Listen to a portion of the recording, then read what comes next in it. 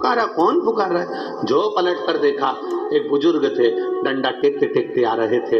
पाटला ने पूछ लिया, बाबा क्या चाहते हो? बाबा कहते हैं बहुत भूख लगी, बहुत बहुत। बाबा भूख? हाँ बहुत तेज भूख लग रही है। हाँ ठीक है बाबा। पाटला उठी, शंकर भगवान को जो नैवेद्य लगाया था वो पाटला ने शिव जी के सम्मुख में दे दिया। शंकर भगवान ने कहा, पाटला तेरी बेटी यशोदा से कहना सावन के महीने की जो श्रावणी आए, सावन के महीने की जो पूर्णिमा आए, सावन के महीने की जब श्रावणी आए, श्रावण की उस श्रावणी के दिन यशोदा अगर प्रेम से संत साधु जन को, गुरु जन को अगर भोजन कराएगी तो उसके घर में औलाद जरूर आएगी। कहो यशोदा से।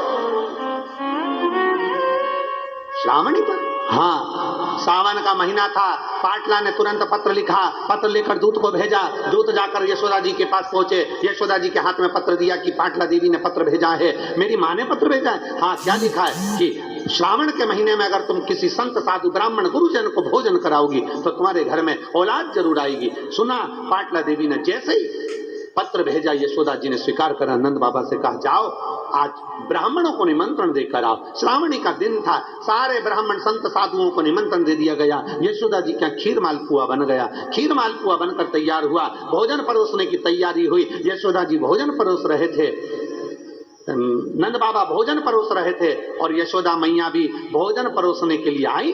तो इतना लंबा पल्लू यशोदा जी डालकर, हाथ में चुड़ला, कमर कर धनिया, पांव पैजनिया, यशोदा जी इतना गहरा पल्लू ऊपर से लेकर नीचे तक पल्लू कर कर खीर परोसने के लिए आ गए। अब मालपुआ परोस रहे थे नंद बाबा और खीर परोस रही यशोदा मैया। खीर परोस रही यशोदा जी।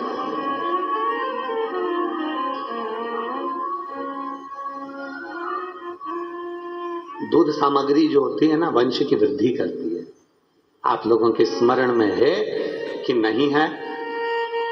श्राद्ध पक्ष में सारा भोजन कोई भी लगाकर ब्राह्मण को जिमाए उससे मतलब नहीं है, पर श्राद्ध पक्ष में, तिथि पर, श्राद्ध में या अन्य तिथि पर, वर्षीयाधिक तिथि पर अगर खीर का पात्र भरा जाए तो घर की बहू, घर की माता, घर की स्त्री, घर में जो ताई चाची जो भी है घर में स्त्री, उस खीर के पात्र को उसको भरना चाहिए। संपूर्ण थाली कोई लगाए। और फिर निवेदन करेंगे, श्राद्ध पक्ष में एक बार प्रयोग कर कर देखिए। जिसके घर में 23 से 24 साल तक भी औलाद नहीं हो, 23 से 24 साल तक भी औलाद पैदा नहीं हुई हो, जिसके घर में संतान ना हुई हो, वो एक प्रयोग जरूर करे। एक प्रयोग जरूर करो कि 23 साल तक भी औलाद ना हुई हो तो श्राद्ध पक्ष में तुम्हारे दादा परदादा किसी का श्राद्ध घर में हो रहा हो और किसी दादी का श्राद्ध, किसी दादा का श्राद्ध, किसी बुजुर्ग का श्राद्ध तुम्हारे घर में हो रहा हो, तो खीर के बर्तन में खीर तुम भरकर और उस ब्राह्मण को जिसको घर में बुलाया गया है भोजन कराने के लिए, वहां तुम देकर आओ और अगले श्राद्ध तक इंतजार करो। मेरा बाबा वंश की वृद्धि करता ही है, निश्चितता देता है, वंश बढ़ाता ही है।